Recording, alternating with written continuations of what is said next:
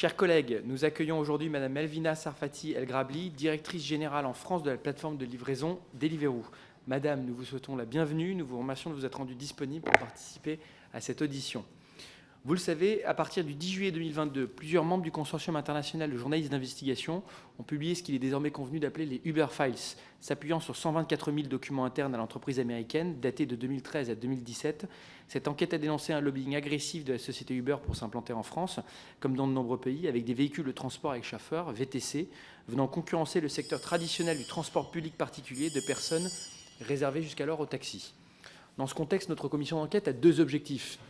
D'une part, identifier l'ensemble des actions de lobbying menées par Uber pour pouvoir s'implanter en France, le rôle des décideurs publics de l'époque, et émettre des recommandations concernant l'encadrement des relations entre les décideurs publics et représentants d'intérêts. Et d'autre part, pour ambition d'évaluer les conséquences sociales, économiques, environnementales du développement du modèle Uber, l'ubérisation en France, et les réponses apportées et à apporter par les décideurs publics en la matière. La plateforme Deliveroo que vous dirigez est l'une des principales plateformes de livraison de repas, de courses en France et dans plusieurs pays européens. Et donc il nous est apparu indispensable de vous auditionner pour, d'une part, recueillir vos impressions suite aux révélations des Uber Files et d'autre part, bien sûr, évoquer avec vous le fonctionnement de votre plateforme et plus généralement votre perspective sur les conséquences de l'ubérisation de l'économie dans le secteur de la mobilité dans lequel vous opérez plus largement. Vous avez sans doute suivi nos auditions qui, depuis le début, abordent à la fois le sujet du statut des employés des plateformes de mobilité, considérés comme indépendants, requalifiés souvent par le juge comme salariés des plateformes étant donné l'existence d'un lien de subordination de fait, le sujet du dialogue social entre les employés et les plateformes, en particulier au sein de l'ARP, le sujet de l'emploi, des conditions de régularisation des travailleurs sans papier, des contrôles administratifs des plateformes sur le plan commercial, social, fiscal, voire pénal. À cet égard, nous avons noté que Deliveroo France a écopé d'une amende de 375 000 € pour travail dissimulé par un jugement du tribunal correctionnel de Paris du 19 avril 2022. Est-ce que vous pourrez nous indiquer les circonstances de cette condamnation, nous indiquer si vous avez fait appel, nous préciser la manière dont votre entreprise a réagi, surtout pour éviter que ces faits ne se reproduisent? Nous aimerions connaître votre position concernant les principales dispositions prévues par le projet de directive européenne relative à l'amélioration des conditions de travail via les plateformes, et en particulier la présomption réfragable de salariat introduite par le Parlement européen, ou encore l'amélioration de la transparence de la gestion algorithmique des plateformes. J'ai noté que la plateforme Deliveroo avait décidé de quitter l'Espagne récemment. Est-ce en lien avec la récente loi relative à la présomption de salariat des livreurs intermédiaires et la transparence sur les algorithmes qui a été utilisée par toutes les plateformes? Je vous remercie d'avance pour la qualité de vos réponses. Je vous rappelle que cette audition est ouverte à la presse, qu'elle est retransmise en direct sur le site de l'Assemblée nationale. Et avant de vous laisser la parole pour vous présenter en quelques minutes et puis après répondre aux interrogations et aux échanges avec mes collègues, je vous rappelle que l'article 6 de l'ordonnance du 17 novembre 1958 relative au fonctionnement des assemblées parlementaires impose aux personnes auditionnées par une commission d'enquête de prêter serment de dire la vérité, toute la vérité, rien que la vérité. Je vais donc vous inviter à lever la main droite et dire « je le jure », après avoir activé votre micro. Je le jure. Je vous laisse la parole. Monsieur le Président, Madame la rapporteure, Mesdames et Messieurs, merci de m'accueillir ici aujourd'hui. Je propose de démarrer cet échange en me présentant en quelques minutes, comme vous m'invitez à le faire. Donc, je suis Melvina Sarfati El Grabli, je suis la General Manager de Deliveroo pour la France. Quelques mots sur Deliveroo. Donc, Deliveroo est une société britannique, donc née au Royaume-Uni en 2013, qui est arrivée en France en 2015 et j'ai pris pour ma part mes fonctions début 2020. Pour vous présenter Deliveroo, donc quelques éléments. Donc, c'est une plateforme d'intermédiation qui est présente dans 10 pays. Une plateforme d'intermédiation entre 3 piliers que sont d'une part les établissements et restaurateurs partenaires, d'autre part les consommateurs et également les livreurs partenaires. Donc à la date d'aujourd'hui, enfin, les derniers chiffres publiés en France font état de 26 000 restaurateurs partenaires, 22 000 livreurs partenaires et nous opérons, on va dire, dans plusieurs centaines de villes, disons 500 villes. Pour vous décrire effectivement ce qu'est Deliveroo, donc Deliveroo est avant tout une société de technologie, une société tech comme on dit, une société qui a vocation donc à opérer cette intermédiation en temps réel et adossé à effectivement une connaissance pointue des zones géographiques, puisque c'est à la fois en temps réel, évidemment, on va dire sur des périmètres géographiques tous distincts et tous distincts. Et l'idée, effectivement, était que cette technologie et cette expertise pointue permet, au bout du bout, d'améliorer l'expérience de tous les utilisateurs sur les 3 pôles de cette place de marché. Et puisqu'il y a ces 3 pôles de place de marché, l'idée et l'objectif est évidemment de s'adapter aux besoins des 3 piliers de la place de marché. Si je vous prends l'exemple du restaurateur, le restaurateur opère sa salle, d'accord. Il y a des clients qui sont en salle, il y a des repas à préparer, et en plus de ça, il doit pouvoir recevoir ses commandes et les traiter au mieux. Le consommateur, lui, de son côté, va attendre son repas. Et quant au livreur partenaire, il s'agit effectivement de prendre en compte, on va dire, les conditions dans lesquelles il opère, que ce soit la météo ou la topographie. Donc, c'est vraiment un écosystème complexe dans lequel nous opérons, sur lequel notre technologie permet d'apporter des solutions et finalement d'apporter des bénéfices aux 3 piliers de la place de marché, que ce soit le restaurateur partenaire pour lui apporter du chiffre d'affaires additionnel, le livreur partenaire pour lui apporter effectivement des revenus, et le consommateur partenaire pour lui apporter effectivement la commande et remplir le besoin qu'il a exprimé en passant sa commande. Voici pour la présentation de Deliveroo. Bien, je vous avais posé la question sur l'amende dont écopé Deliveroo. Je regardais un peu sur Internet quelques titres liés à votre plateforme. France Info en novembre 2022, les dessous d'un trafic lié à la main-d'œuvre sans papier. Le Figaro en février 2021, les coursiers sans papier d'Uber Eats et de Deliveroo. L'Echo en Belgique, mais qui parle d'Uber Eats et Deliveroo en avril 2022, assez récemment. 55% des coursiers contrôlés par la justice sont sans papier. Moi, j'aimerais avoir votre réaction par rapport à ces informations, par rapport à la décision de justice, et savoir quelles mesures ont été prises par votre plateforme depuis. Vous me faites part aujourd'hui de chiffres concernant ces sans-papiers, chiffres que je ne reconnais pas. Et pour tout vous dire, nous n'avons pas de chiffres concernant les sans-papiers. Mais ce que je peux vous dire, en revanche, ce qui est très important, c'est que sans-papiers, c'est de la fraude. Et la fraude est un sujet grave, important, et que nous sommes engagés à combattre. Nous sommes engagés à le combattre avec des procédures en interne particulièrement élaborées que je vais détailler dans un instant. Et puis également, nous en avons fait, on va dire, l'engagement également auprès des pouvoirs publics, puisque pas plus tard qu'il y a quelques mois, nous avons signé, à l'époque avec le ministère du Travail, une charte, effectivement, nous engageant et prenant des engagements pour lutter contre la sous-traitance illégale. Pour illustrer mon propos, le type de mesure qu'une plateforme, que Deliveroo prend pour lutter contre, encore une fois, cette fraude, j'insiste, c'est une fraude, c'est grave et nous sommes engagés à la combattre. Typiquement,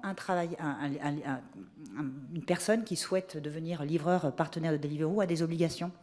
Parmi les obligations, il y a les premières obligations qui sont avant même le démarrage de la collaboration, donc pour pouvoir signer ce contrat commercial qui nous unit, il y a une vérification de différents papiers. Typiquement, bien sûr, avoir plus de 18 ans, mais effectivement avoir ses papiers en règle, donc tout ce qui est papier d'identité, mais également un droit de travail en France, et également des éléments autour du cabis, d'attestation de vigilance et autres éléments liés au véhicule. Donc il y a véritablement cette vérification qui est faite, et une vérification qui est faite de manière extrêmement rigoureuse et systématique, évidemment. Ça, c'est l'étape 1.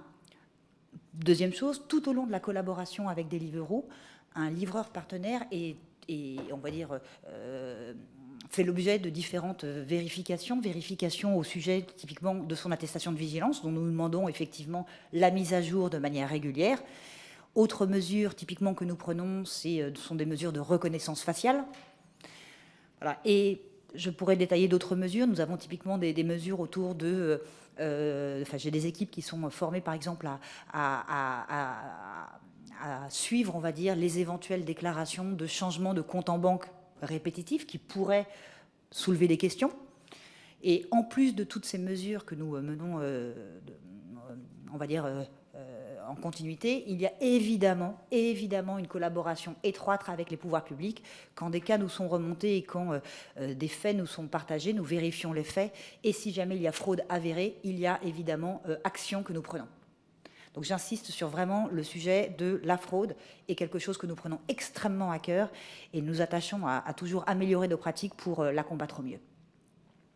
Est-ce que vous pouvez nous donner des chiffres sur le nombre d'actions que vous avez pu prendre depuis que vous êtes à la tête de Deliveroo ? Je n'ai pas ces chiffres à disposition là maintenant, mais si cela est quelque chose dont vous souhaitez un retour, je prends note de votre demande. J'ai une question pour prendre peut-être juste un pas de recul au-delà de la question, mais on reviendra dessus, des travailleurs sans papier, sur la question du statut des livreurs. Ça fait l'objet de nombreux débats dans notre commission d'enquête. Est-ce que vous avez le sentiment aujourd'hui que votre business model survivrait à une requalification des livreurs en salariés, ce qui est l'objet du débat, par exemple, de la directive au Parlement européen et à l'Union européenne. Et est-ce que vous pouvez nous parler du retrait de Deliveroo d'Espagne, du marché espagnol, si c'était lié au changement de la législation ? Pour prendre vos questions dans un ordre différent, si vous en êtes d'accord, vous me parlez du retrait de l'Espagne. Le retrait de Deliveroo d'Espagne. Alors, en tant que General Manager de la France, j'ai une connaissance pointue des dossiers français. Je vous partage néanmoins les faits concernant l'Espagne, qui sont la décision de quitter l'Espagne est une décision purement économique. Ce qu'il faut savoir, c'est que, évidemment, en tant que société, comme toutes les sociétés, on regarde effectivement les endroits où on a des performances économiques et donc finalement un business qui est prometteur. Et en Espagne, on était l'un des acteurs qui, effectivement, avait, on va dire, une part de marché ou en tout cas des perspectives de croissance qui n'étaient pas forcément aussi prospère qu'ailleurs, et pour des considérations économiques, c'est-à-dire le niveau d'investissement que cela aurait requis de pouvoir effectivement prospérer en Espagne, il a été décidé de se retirer de ce marché-là, puisqu'il a été décidé de mettre ses investissements dans d'autres pays. Donc, décision économique. Une autre question que vous me posez concerne le statut des livreurs. Donc, le statut des livreurs qui travaillent avec Deliveroo, comme vous le disiez, c'est un statut d'indépendant, qui est un statut de droit, que nous n'avons donc pas inventé, nous appuyons sur des textes de droit, et nous appelons de nos voeux tout effort, toute initiative visant à clarifier et encadrer ce statut, et donc finalement sécuriser ce statut.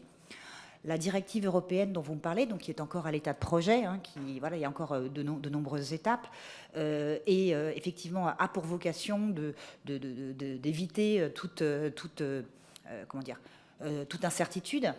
C'est une démarche effectivement à laquelle on souscrit, et dans sa version initiale et dans son intention était globalement alignée avec notre modèle actuel. Enfin, vous me posez une question effectivement sur le statut actuel. Donc, nous, comme je vous le disais, Deliveroo en France travaille avec des indépendants. Et il est important d'expliquer effectivement que ce statut d'indépendant s'inscrit effectivement dans les activités de Deliveroo. Je m'explique. Deliveroo, comme je vous le disais tout à l'heure, est une plateforme de mise en relation et d'intermédiation en temps réel avec des données géographiques, etc. etc.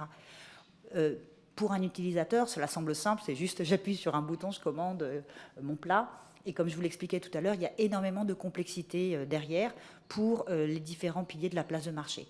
Le restaurateur qui est sur la plateforme-là va, typiquement le restaurateur va lui-même concevoir son menu, fixer ses prix. Il y a énormément de paramètres pour chacun. Et nous travaillons avec 26 000 établissements partenaires restauration. Les restaurants sont indépendants. De la même façon, nous travaillons avec 22 000 livreurs. Les livreurs sont indépendants.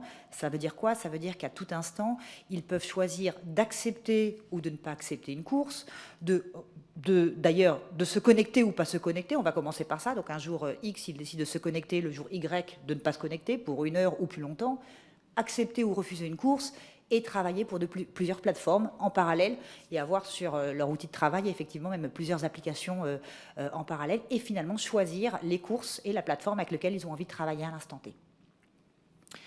Je crois avoir répondu à vos questions. Pas exactement, et je crois que Madame Berger voulait rebondir aussi là-dessus, mais juste vraiment plus... Oui, mais vous inquiétez pas, juste sur ce sujet. Mais précisément sur...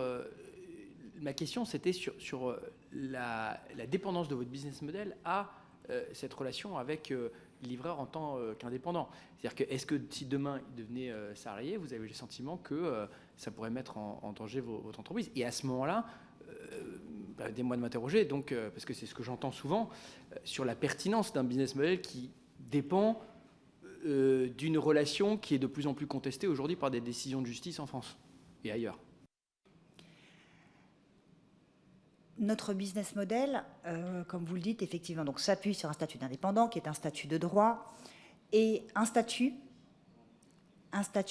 qui aujourd'hui est plébiscité par les livreurs partenaires. Un point extrêmement important, c'est que pour que la plateforme fonctionne, il faut des utilisateurs, des restaurants partenaires et des livreurs partenaires.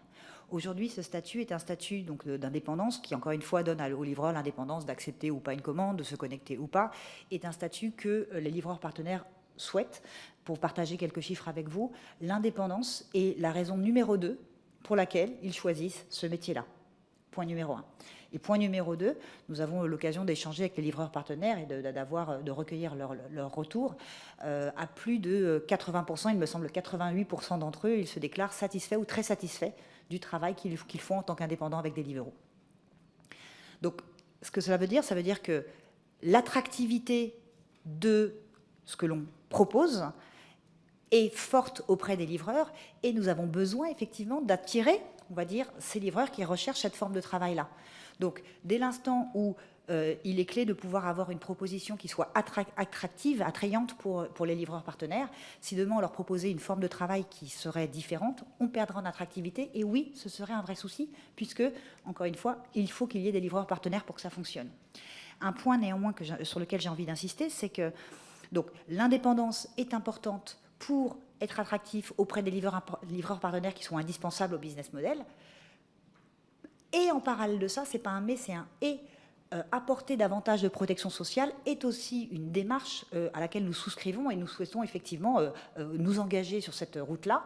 Deliveroo, en tant que société, offre depuis toujours des protections sociales et des avantages sociaux qui vont au-delà du minimum légal, puisque le statut d'indépendant, déjà un minimum légal, mais Deliveroo va au-delà.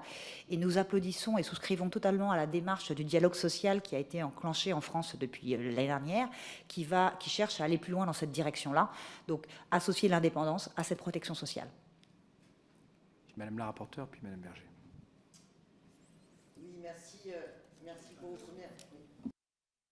pour vos premières interventions. Néanmoins, la décision de justice vous concernant est extrêmement claire. Les juges estiment que la société a même présenté des preuves en fait, de sa parfaite connaissance du caractère frauduleux de ses propres pratiques concernant le travail dissimulé.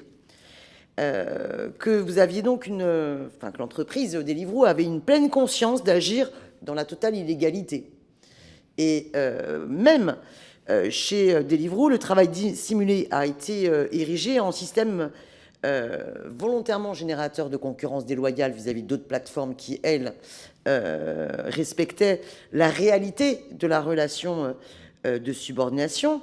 Les juges ont même révélé un texte dénommé OPS versus légal, qui permet de dire en fait pratique versus droit, qui était un texte interne assez instructif qui permettait finalement de présenter un tableau comparatif pour donner des éléments de langage à bannir ou à privilégier afin de laisser une bonne impression d'indépendance des livreurs pour ne pas prêter le flanc finalement à des arguments en faveur de la requalification salariée.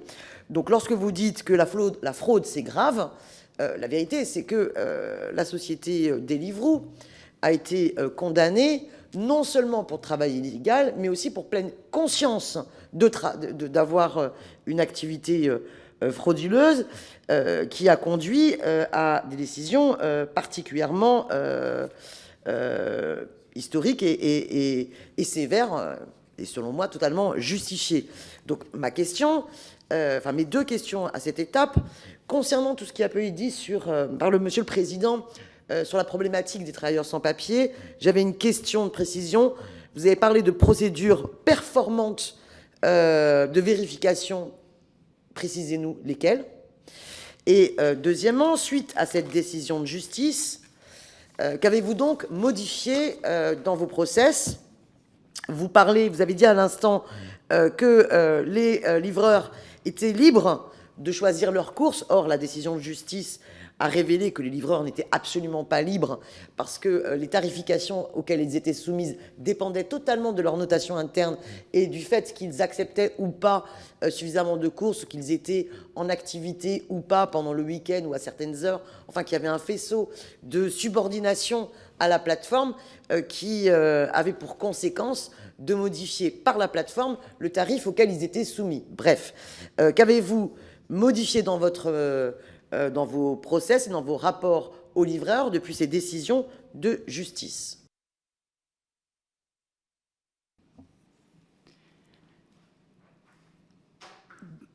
Comme vous le mentionnez, Deliveroo a été condamné en avril 2022 suite à des contrôles URSSAF portant sur des périodes historiques, a été condamné suite à des procédures judiciaires. Nous contestons cette décision, et cette décision est d'ailleurs, nous faisons appel de cette décision. Cette décision, nous ne la comprenons d'autant moins qu'elle est parallèle à d'autres décisions ou d'autres décisions de justice qui ont donné raison à Deliveroo et qui ont été donc en faveur de Deliveroo, confirmant ce modèle indépendant. Et ces décisions de justice d'ailleurs viennent de différentes cours. Il y a certaines décisions définitives qui émanent de la Cour d'appel de Paris. Donc c'est aujourd'hui une décision de justice que nous contestons, dont nous faisons appel. En tout état de cause, donc la décision de justice portait donc sur des opérations historiques, et cette décision n'a aucune incidence sur le modèle aujourd'hui. Elle fait état, on va dire, elle porte sur des contrats et des pratiques qui ne sont plus celles d'aujourd'hui. Voilà. Donc, nous contestons cette décision. Et nous avons effectivement confiance que notre modèle d'aujourd'hui est tout à fait conforme à la loi. Vous me demandez ce que nous avons modifié dans nos pratiques. Donc, Deliveroo est né en France en 2015. On va dire c'est une société en constante évolution, en fonction effectivement d'avancées technologiques, en fonction des régulations, en fonction des retours que nous pouvons avoir, donc des retours terrain. Et il y a eu beaucoup d'évolutions qui ont été apportées, et c'est une constante évolution du modèle qui a lieu. Pour vous donner quelques exemples, aux origines, on va dire, donc le livreur a toujours eu la possibilité, de pouvoir accepter ou non une commande.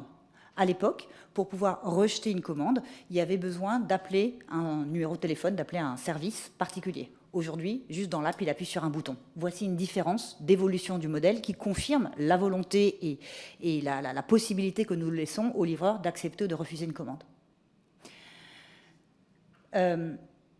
Vous mentionnez des éléments sur lesquels j'aimerais revenir qui méritent, à mon avis, d'être précisés. Cette liberté que nous donnons aux livreurs de pouvoir accepter ou refuser une commande est assortie d'aucune conséquence. Je m'explique, le livreur peut accepter, refuser une commande, accepter 10 d'affilée, refuser 10 d'affilée. Il n'y a aucune notion. Je suis patronne de la France depuis 2020 et depuis que cela existe, enfin, voilà, je peux commenter avec certitude les éléments dont j'ai connaissance depuis le démarrage de mon activité chez Deliveroo. Mais le livreur, il n'y a aucune sanction auprès des livreurs. Le livreur peut accepter, refuser une course, et la tarification de sa prochaine course est totalement indépendante de cela. La tarification dépend d'énormément de facteurs, d'accord ? Des facteurs, j'ai envie de dire, de distance, de topographie, puisque livrer une baguette qui est commandée à la boulangerie juste en bas, c'est pas pareil, à 14h un après-midi n'est pas pareil qu'un samedi soir sur une longue distance quand il pleut dans une ville en côte. Donc la tarification dépend d'énormément de paramètres, mais absolument pas de l'acceptation ou non des courses précédentes. Et ça me semble important de le préciser aujourd'hui.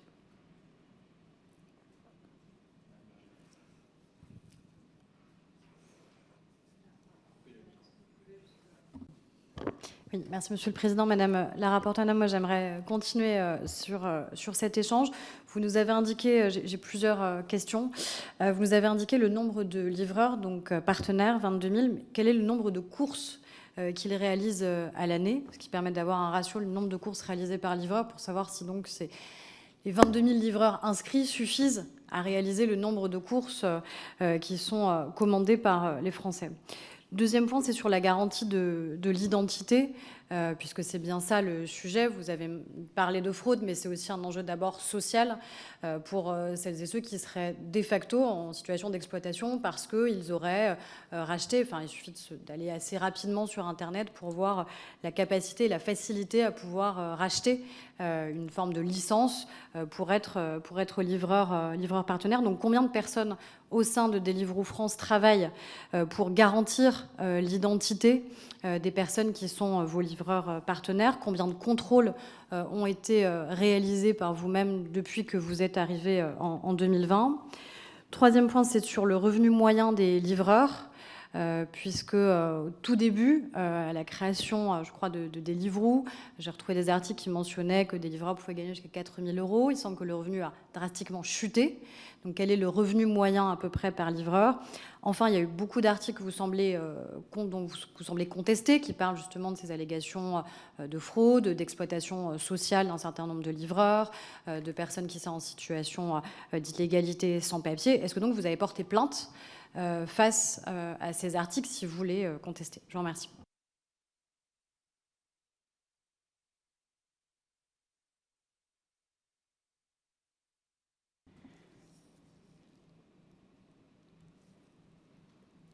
Alors, je prends le temps pour m'assurer de bien appréhender votre question et y répondre au mieux. Donc, les derniers chiffres publiés font état de 22 000 livreurs partenaires qui, à nouveau, chaque jour, décident de se connecter ou pas. Et j'insiste là-dessus, ça ne veut pas dire qu'il y a 22 000, effectivement, livreurs qui, à l'instant T, font ces commandes-là. Vous me demandez de partager, effectivement, le nombre de courses. Alors, en tant que société cotée, il y a une sensibilité quant aux chiffres que je peux vous partager. Donc, je vais plutôt vous parler de la philosophie que l'on a derrière. Je ne pense pas être en mesure aujourd'hui de vous partager ces chiffres-là. En tant que boîte cotée, il y a effectivement des chiffres de... Il me semble qu'une boîte cotée, au contraire, vous avez plutôt une exigence de transparence. Alors, nous avons évidemment une exigence de transparence et nous la respectons tout à fait. Nous publions certains chiffres, effectivement, dans notre rapport annuel, des chiffres qui ne vont jamais jusqu'au détail, jusqu'à ce niveau de détail et au niveau du pays. Mais je prends note de votre demande. Alors, ce que je peux vous proposer en tant que président, c'est sinon on peut passer en huis clos et vous pourrez répondre à toutes nos questions. Alors, et... Par ailleurs, je ne souhaite pas vous induire en erreur en vous donnant des chiffres qui ne soient pas justes. Donc, je préfère prendre note de votre demande et revenir. Mais ce que j'aimerais vous dire... Peut-être qu'on peut passer en huis clos quelques minutes et à ce moment-là, vous pourrez répondre. Parce qu'effectivement, je comprends qu'il y ait des informations qui soient sensibles sur le plan de la communication financière. Mais à ce moment-là, on peut... Voilà. Moi ce que je vous propose, c'est de répondre à votre question. Moi, en l'occurrence, je trouve ça un peu surprenant. C'est quand même des questions, il me semble, assez basiques.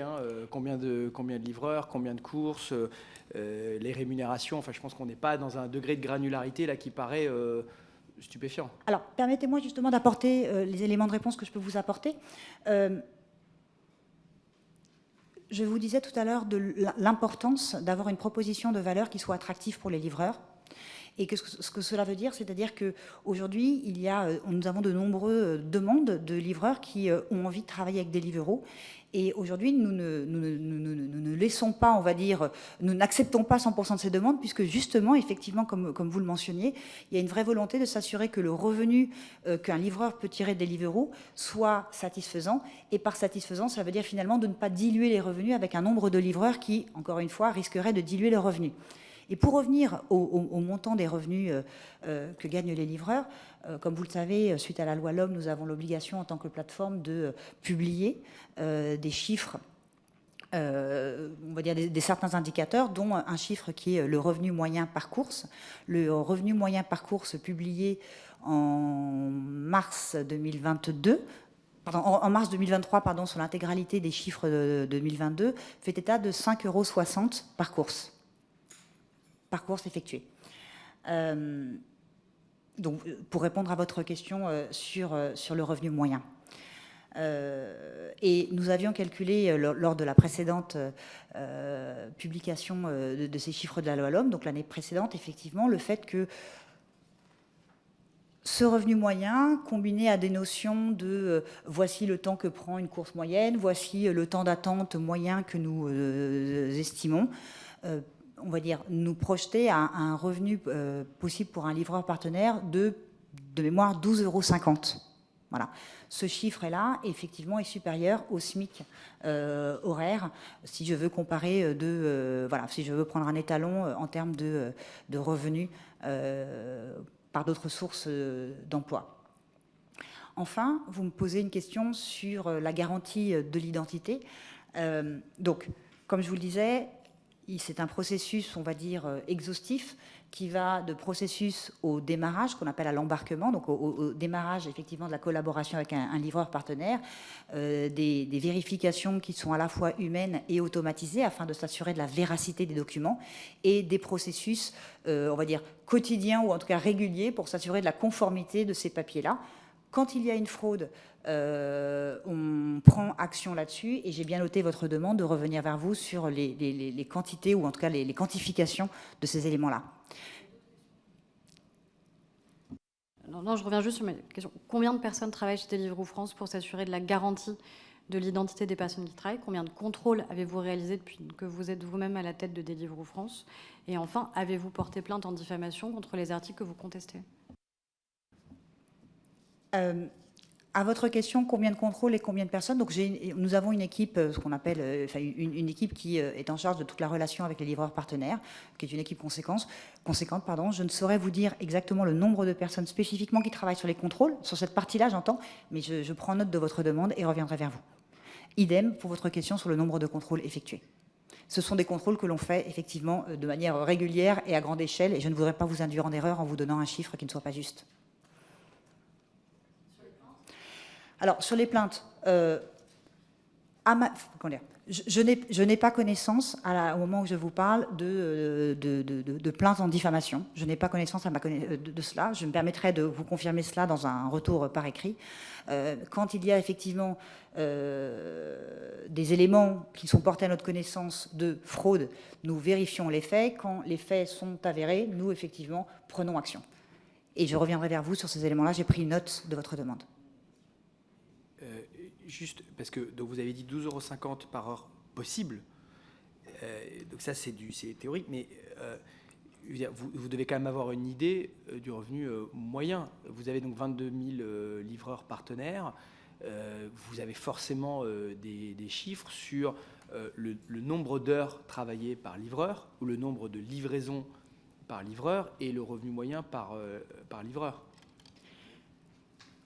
Alors, pour préciser, le 12,50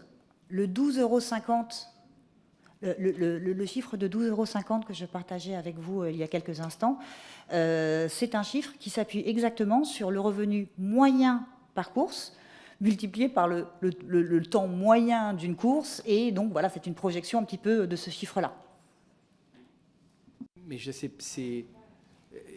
j'ai pas très bien compris, parce qu'en fait, c'est une évaluation de ce qu'un livreur peut gagner, ou c'est aujourd'hui, vous nous dites qu'un livreur Deliveroo en moyenne gagne 12,50 € par heure. Les chiffres que j'évoque avec vous sont des moyennes, calculées sur le revenu moyen d'une course, le temps moyen d'une course, le temps d'attente moyen, etc. Donc ça, ce sont des moyennes. Maintenant, vous mettez le doigt sur un point important, qui est, comme je vous le disais, le livreur partenaire peut accepter ou refuser sa course. Et surtout, en fait, la notion de moyenne est un élément un petit peu compliqué, puisqu'on va avoir au sein des livreurs qui travaillent auprès de Deliveroo des personnes qui vont le faire, on va dire, faire cette activité de manière conséquente, d'autres de manière très anecdotique. Autrement dit, quelqu'un qui va accepter une course là parce qu'il a, on va dire, une demi-heure devant lui, et quelqu'un qui, au contraire, se dit, bah voilà, je me connecte là maintenant tout de suite pour les X prochaines heures. Par ailleurs, il peut y avoir des connexions qui sont liées, qui ont lieu à un moment et un endroit de forte demande avec beaucoup de courses. Un vendredi soir, par exemple, il peut y avoir énormément de courses, et d'autres moments de connexion qui peuvent être un lundi après-midi à 16h, où on peut imaginer que le nombre de courses est plus faible.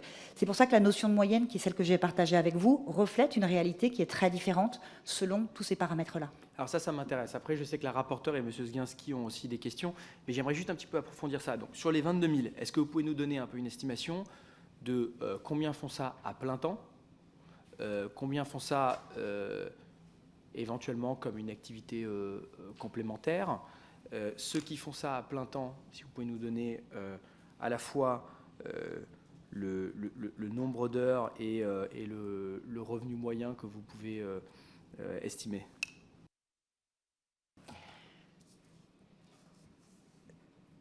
Je n'ai pas à ma disposition d'éléments qui me permettent de quantifier le pourcentage de livreurs qui font cela à plein temps ou pas, pour la simple et unique raison que lorsque nous, on va dire, contractualisons avec un livreur partenaire, ce ne sont pas des questions que nous lui posons.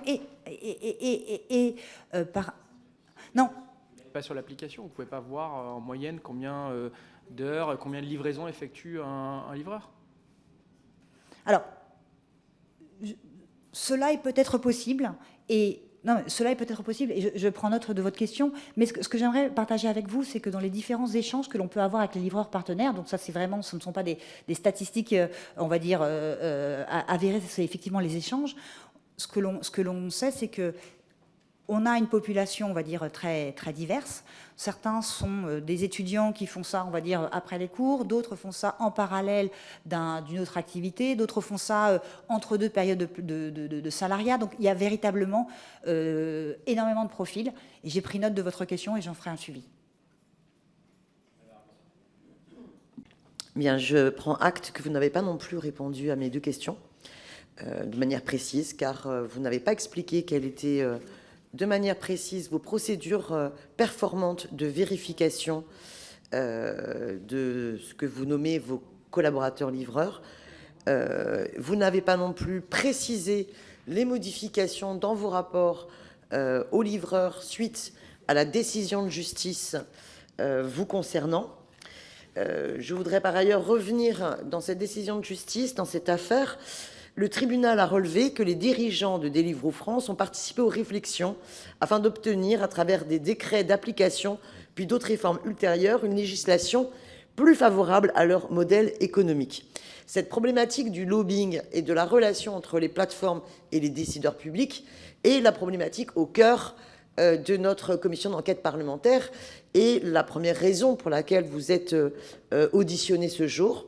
Je souhaiterais donc avoir que vous nous disiez précisément quels ont été les différents échanges entre Deliveroo et les décideurs publics depuis la création et l'installation de Deliveroo en France, et sur quoi ces échanges ont-ils porté, voilà, sur quel texte de loi, sur quel décret, et quel niveau de satisfaction avez-vous ou pas de ces échanges avec les décideurs publics?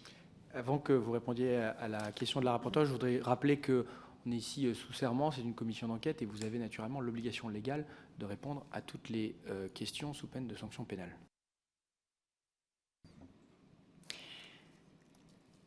J'aimerais revenir sur les questions que vous notez. Donc,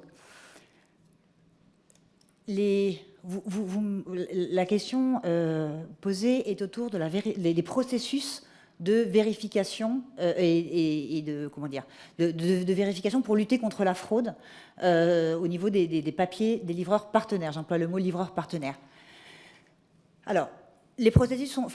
Voilà ce que je peux vous partager en termes de processus. Nous avons, au démarrage de la collaboration d'un livreur partenaire avec Deliveroo, une vérification systématique d'un certain nombre de papiers. D'accord ? Les papiers d'identité faisant état, évidemment, de l'identité du livreur partenaire et, effectivement, le fait qu'il a plus que 18 ans. Nous vérifions également qu'il a le droit de travailler en France. Et nous vérifions non seulement nous recevons ces papiers-là, mais nous avons aussi un processus de détection, on va dire, de la conformité de ces papiers, d'accord, c'est-à-dire qu'il s'agit des vrais, en utilisant à la fois des moyens humains et des éléments de technologie qui sont des sociétés qui sont aussi utilisées par d'autres services publics.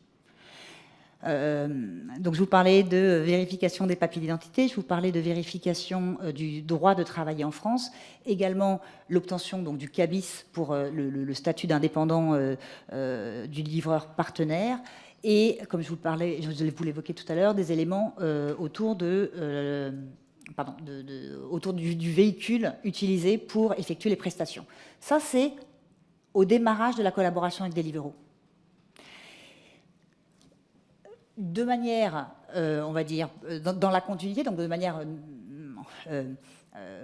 dans la vie de tous les jours, on va dire, et ceci s'adosse à beaucoup de vérifications qui vont donc, après avoir effectivement effectué le processus de contractualisation initiale, il y a des vérifications tout au long de la collaboration d'un livreur partenaire avec Deliveroo, du travail d'un livreur partenaire avec Deliveroo. Pour vous donner 3 exemples qui me viennent à l'esprit là maintenant, 3 éléments. 1, nous demandons aux livreurs partenaires de nous soumettre à échéance régulière, de mémoire tous les 6 mois, de nous partager son attestation de vigilance afin de s'assurer qu'effectivement il est à jour de ses cotisations sociales. Ça, c'est un point.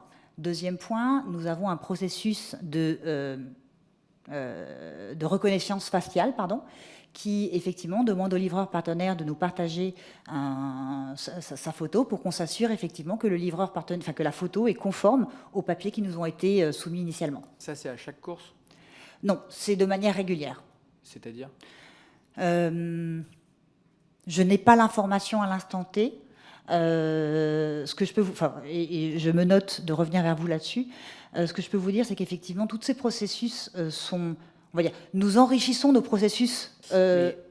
Évidemment, vous répondrez à la question de la rapporteure, mais juste un point précis là-dessus. C'est-à-dire, qu'est-ce que vous faites pour vous assurer que sur une course, ce n'est pas quelqu'un d'autre qui utilise le compte de la personne avec qui est censée travailler avec vous?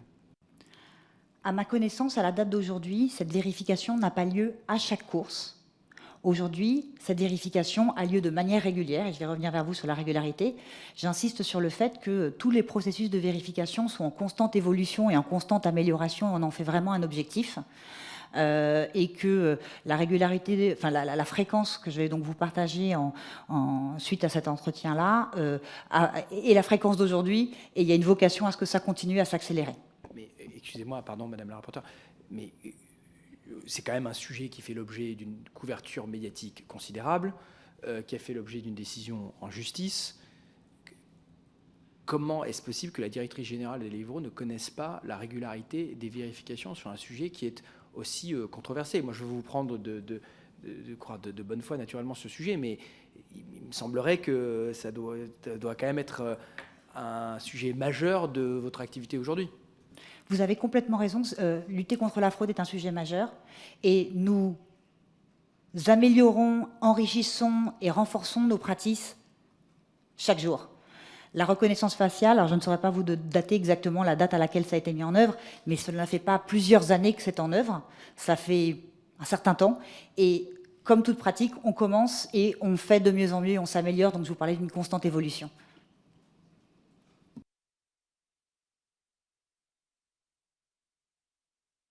Vous me questionniez tout à l'heure et rappelez la question autour des modifications effectuées par Deliveroo suite à la décision de justice.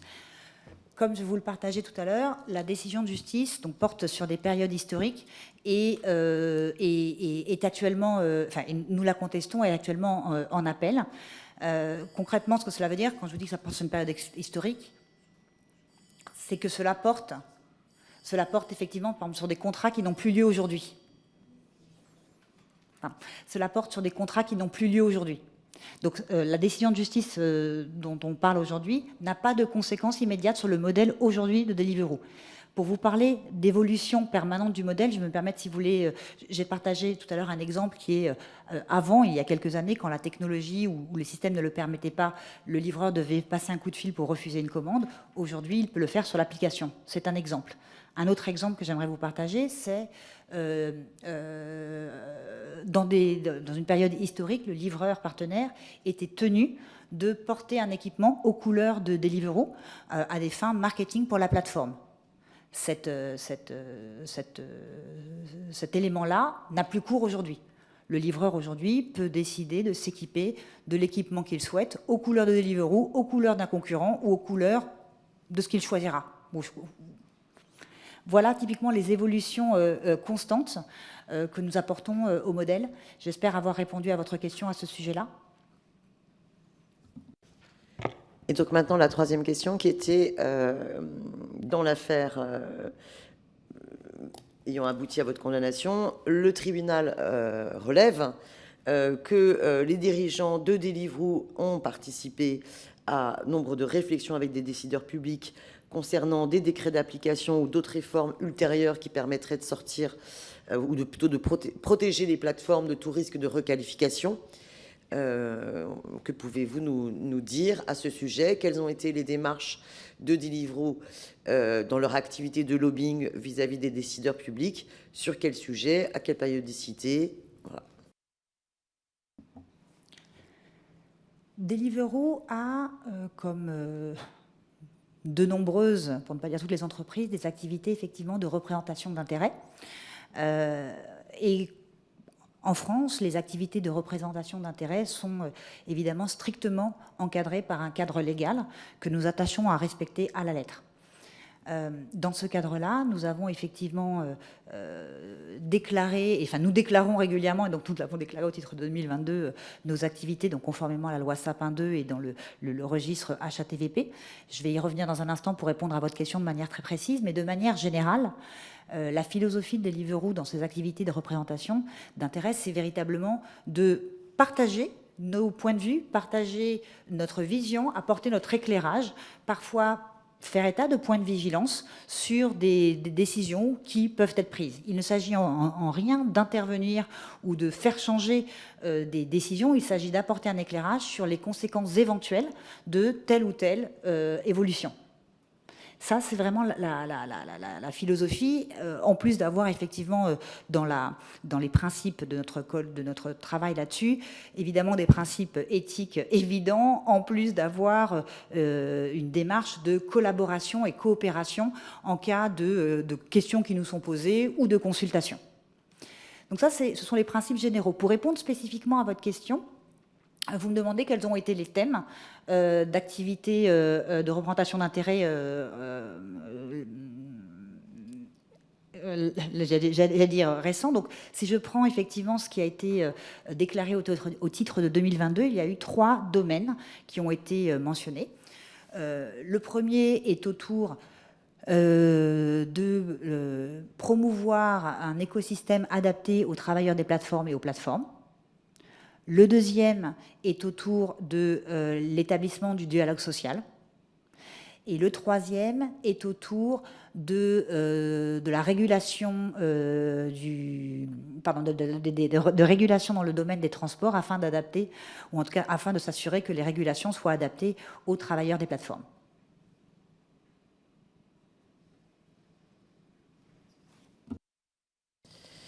Alors là, vous me donnez la période récente. Je suis surprise qu'il n'y ait pas notamment toute la problématique des dark stores et dark kitchen, qui, à mon avis, ont fait l'objet d'échanges entre Deliveroo et les pouvoirs publics et les décideurs publics.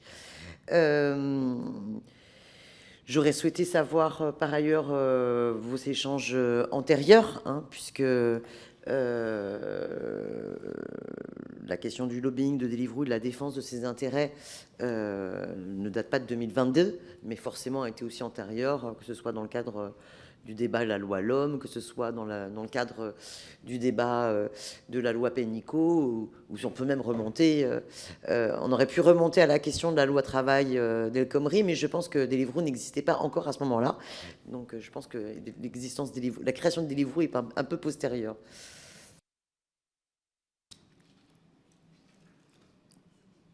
Concernant les activités de représentation concernant les activités de représentation d'intérêt historique, je n'ai pas sous la main les informations. Elles ont été déclarées sur le registre HATVP et qui est un registre public.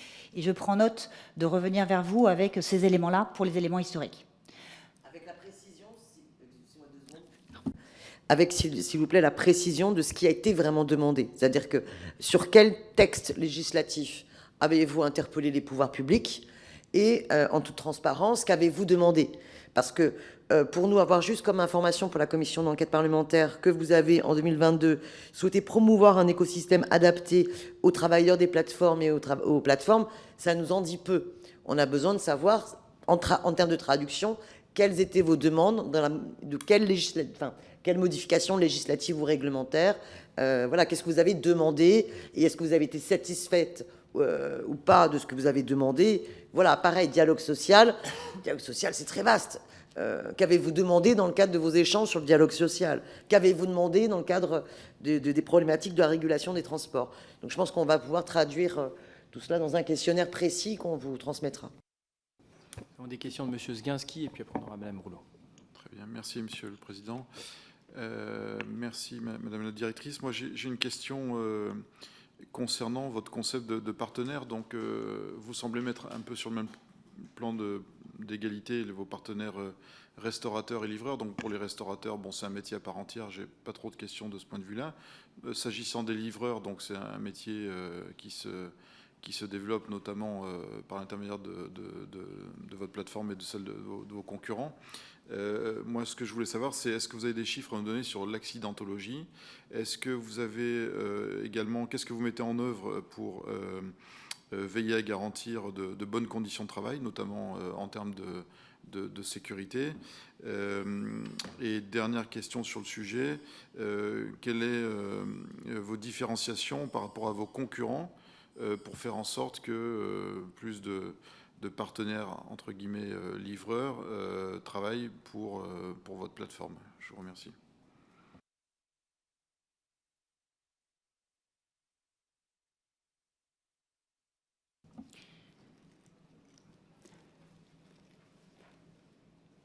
Comme je vous le mentionnais tout à l'heure, indépendance, voilà, les travailleurs qui sont livreurs, qui travaillent avec des Deliveroo en tant que livreurs, ont ce statut d'indépendant et nous œuvrons et nous sommes attachés à leur garantir davantage de protection sociale. Très concrètement, en tant qu'indépendant, il y a évidemment un minimum légal sur différents éléments assurantiels. Et Deliveroo s'attache à non seulement, bien sûr, satisfaire à ce minimum, mais à aller plus loin. Et typiquement, si je prends les éléments en termes de politique assurantielle sur l'accidentologie, nous avons effectivement une politique qui va au-delà du minimum légal et dont je peux vous partager quelques éléments si cela vous le souhaitez aujourd'hui. Alors, je n'ai pas à ma connaissance les chiffres là d'accidentologie et je peux en prendre note de votre question. J'insiste sur le fait que, en plus des protections et des assurances accidentologie, liées à l'accidentologie que nous mettons en œuvre, nous avons par ailleurs une démarche veillant à promouvoir à promouvoir des éléments autour de la sécurité routière. Donc en fait des politiques de sensibilisation, tel était le mot que je cherchais, pour effectivement sensibilisation sur la sécurité routière. Voilà. Et donc ça, c'est tout à fait la démarche dans laquelle on s'inscrit. Et je vous parlais effectivement des activités de Deliveroo, et peut-être ça sera une transition pour répondre à votre autre question. Qu'est-ce que nous faisons effectivement pour nous différencier par rapport aux concurrents? Alors, sans parler des concurrents, ce que je peux vous dire, c'est ce que Deliveroo fait. Donc, je vous ai dit, Deliveroo s'engage à offrir des protections sociales qui vont au-delà du minimum légal et à chercher depuis toujours à établir un dialogue fort avec les livreurs partenaires. Donc, aujourd'hui, nous sommes effectivement partie prenante du dialogue social. Et avant même le dialogue social, nous avions d'autres initiatives pour effectivement échanger avec les livreurs partenaires, recueillir leur retour d'expérience d'expérience et comprendre quels étaient leurs besoins pour, on va dire, y répondre au mieux. Vous avez peut-être connaissance d'un élément qui existait chez Deliveroo avant le dialogue social, peut-être était son ancêtre, à savoir le forum des livreurs, tel que nous l'appelons, à savoir des livreurs partenaires de Deliveroo qui ont la possibilité d'élire au sein des livreurs partenaires de Deliveroo des représentants avec lesquels nous discutons régulièrement pour, enfin, on va dire, échanger, avoir leur retour et leur partager des informations.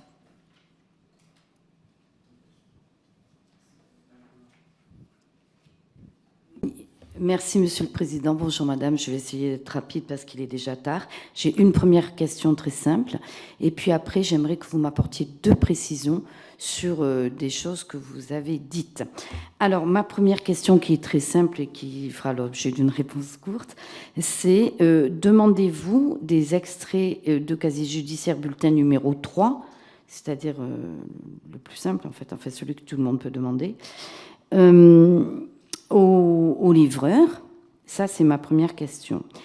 Et j'aimerais 2 autres précisions, parce que je ne vous ai pas bien comprise sur 2 points.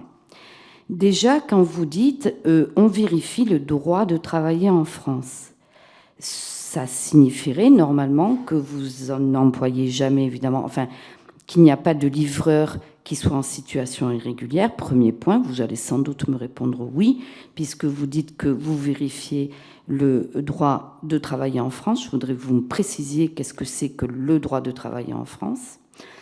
Ensuite, j'ai entendu Monsieur le Président qui parlait, vous allez me reprendre si je n'ai pas bien noté le chiffre, je crois que c'était presque 50% de travailleurs étrangers, ou c'est Madame la rapporteure qui a dit ça, en tout cas énormément de travailleurs étrangers, et sans papier. Donc là, il y a une incohérence. Donc, je voudrais que vous me précisiez. Il y a une autre incohérence quand vous dites « ils sont indépendants » parce que tout le monde me répond qu'ils sont satisfaits de cela, alors que quand on est en situation irrégulière, en difficulté, qu'on vient de l'étranger, a-t-on véritablement le choix? Donc ça, c'est sur l'indépendance, mais ça m'intéresse moins. Ce qui m'intéresse, c'est la 3e incohérence. Vous prêtez serment. Vous avez dit « nous contestons la décision de justice parce que d'ailleurs, nous contestons d'autant mieux qu'on a des décisions de justice qui ont reconnu le caractère indépendant. » Mais ce n'est pas de ça dont il s'agit. Tout à l'heure, on parlait de travail dissimulé, ce qui n'a rien à voir avec le caractère indépendant. Ça, c'est une autre question. Donc, qu'il y ait des décisions qui vous donnent raison en disant... Voilà, il y a 2 questions. Il y a le travail dissimulé, c'est une première question. Et le...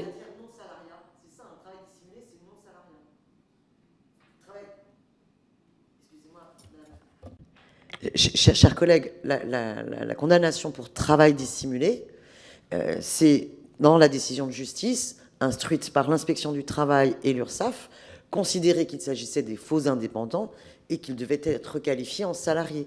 Et que du coup, la relation de travail salarié avait été donc dissimulée.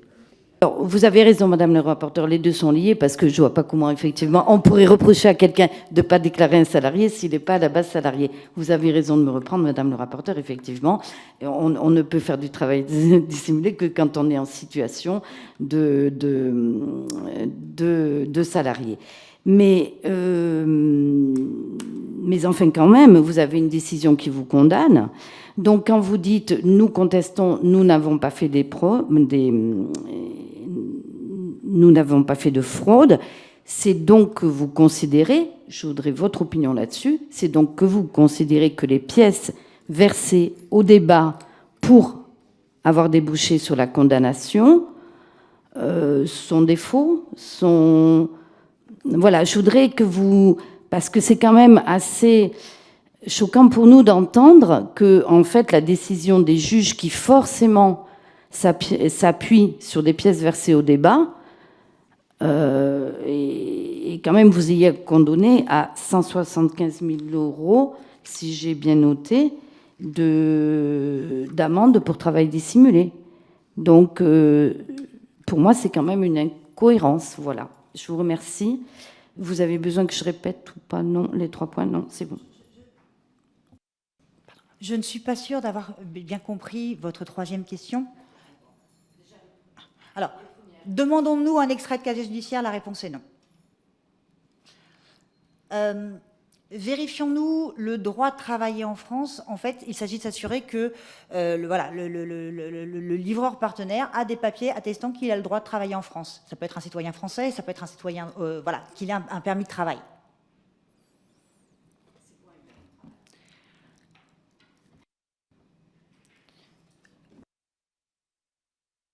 Votre question est, pardon? C'est quoi un permis de travail? Moi, c'est une notion que je ne connais pas, le permis de travail, vous voyez. Je ne souhaiterais pas vous induire en erreur. Et voilà, le principe est celui-ci. L'exactitude du papier, je n'ai pas l'information là. Et permettez-moi de prendre note de votre demande pour y répondre au mieux. Et si vous voulez, nous parlons de votre troisième question. Sauriez-vous me repréciser votre question pour que j'y réponde au mieux? Oui, c'est-à-dire, vous dites, nous sommes pour la fraude, nous n'avons commis aucune fraude, et c'est quand même, c'est avec un certain aplomb que vous nous dites ça, parce que il y a une décision de justice qui vous a condamné. Un juge ne condamne pas en principe au doigt à mouiller, surtout pour de telles sommes, et en principe, il s'appuie sur des pièces. Donc, ça veut dire que vous contestez les pièces qui ont été versées au débat, j'imagine. Alors, merci de me permettre de repréciser mon propos sur ces éléments-là pour s'assurer qu'il n'y a pas de malentendu.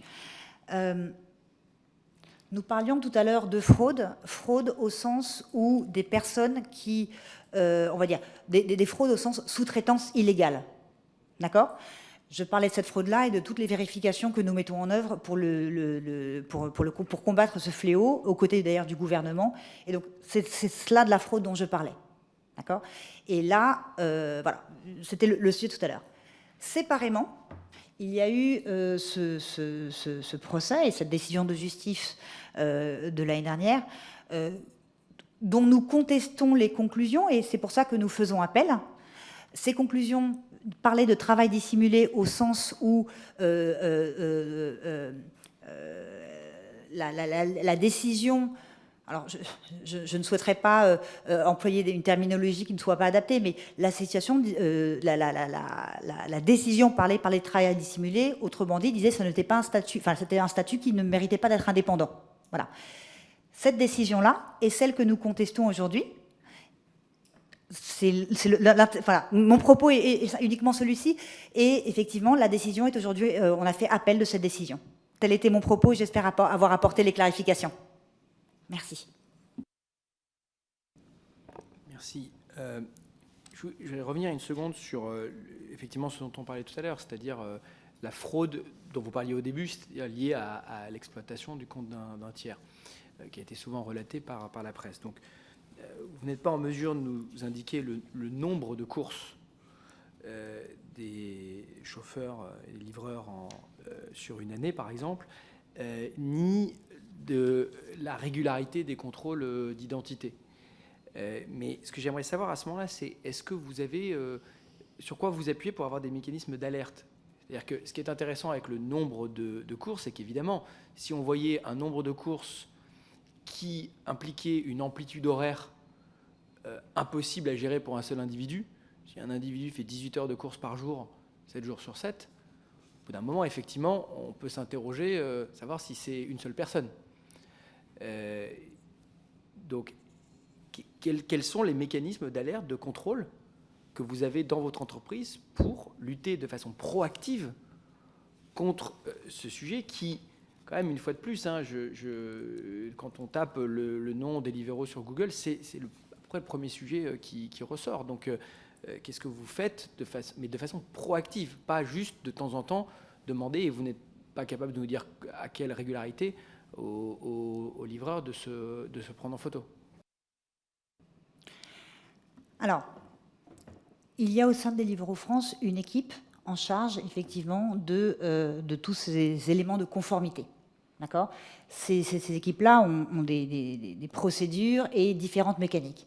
Celles que je peux vous partager aujourd'hui sont, je vous parlais tout à l'heure de reconnaissance faciale, qui est typiquement un élément proactif, et j'ai pris note de votre question complémentaire.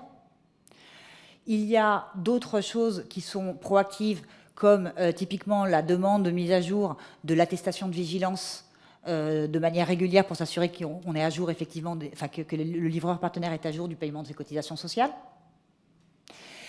Une autre démarche que j'ai brièvement mentionnée tout à l'heure, typiquement, c'est par exemple la vérification des comptes, l'identification de l'éventuel changement à répétition trop fréquent de coordonnées bancaires qui sous-entendrait que le compte, on va dire, pourrait être, on va dire, passé d'une main à une autre. Voilà 3 exemples. Il y a on va dire, il y a une série de procédures que les équipes chez nous, effectivement, ont à cœur. Je vous partage aujourd'hui ces 3 exemples-là. Bien. Moi, je vais être très franc. Je trouve que je suis un peu surpris, en fait, du manque d'éléments concrets venant de la directrice générale d'une entreprise cotée. Sur des sujets qui font l'objet soit de décisions de justice, soit pour d'autres d'une couverture médiatique quand même assez importante, devant une commission d'enquête, alors qu'on parle de ces sujets déjà depuis quelques semaines. Je vais vous demander de revenir la semaine prochaine. Lundi est férié, donc on va voir avec la rapporteure et nos équipes, mais peut-être mardi, sinon au plus tard jeudi, avec tous les éléments. On va vous faire passer les questions ce soir pour vraiment clarifier. Il y avait des questions de Mme Rouleau, de M. Zielinski, de Mme Berger, de la rapporteure, et on fera une autre audition pour pouvoir aller un peu plus dans le fond sur toutes ces questions. Et je pense que vous aurez, Mme la rapporteure, des questions complémentaires. Je plus sois cette décision. On vous transmettra à ce moment-là en amont aussi un bon nombre de questions pour être assuré d'avoir l'ensemble des réponses. Du coup, cette réorganisation du déroulement des convocations nous conduit à annuler et à décaler l'audition de Stuart. Il va de soi que l'audition de Stuart ne saurait être reprogrammée plus tardivement non plus. Et il me semble essentiel qu'une entreprise comme Stuart n'échappe pas non plus aux auditions que nous programmons et qu'elle puisse l'être dans les plus brefs délais. Pardon. Pour Stuart, absolument. Moi, je voulais juste qu'on puisse avoir le temps parce qu'on avait un calendrier un peu dense ce matin. Pour Stuart, on se fixe comme objectif tout simplement jeudi prochain de les recaler et de se donner le temps de pouvoir les voir. Est-ce qu'on a d'autres questions? Non. Écoutez, madame, je vous remercie et donc on aura des questions complémentaires à vous faire parvenir et puis on travaillera sur une heure d'audition pour la semaine prochaine. Merci beaucoup. Très bien, je vous remercie. Merci.